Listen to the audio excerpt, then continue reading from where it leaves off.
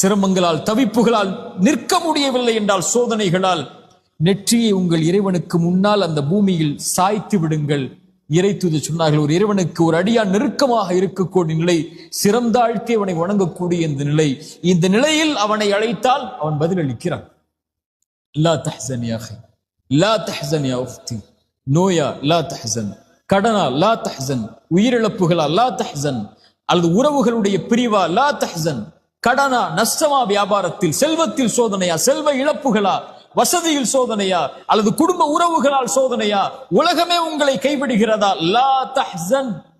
இறைவனுடைய வார்த்தை அது. இன்னல்லாஹ மஅனா, அந்த இறைவன் நம்மோடு இருக்கிறான். இந்த லா தஹ்சன் என்பது ஒரு தொடர். இது கவலைகளால் சிரமங்களால் சிக்கி தவிக்கக்கூடிய மனிதர்களுக்கு இறைமறையும் இறை தூதரும் சொல்லக்கூடிய வழிமுறைகள், அதிலிருந்து வெளியேறுவதற்கு தொடர்ச்சியாக பயணியுங்கள். அல்லாஹ் நம்முடைய சிரமங்களை நீக்கட்டும். அக்கூலு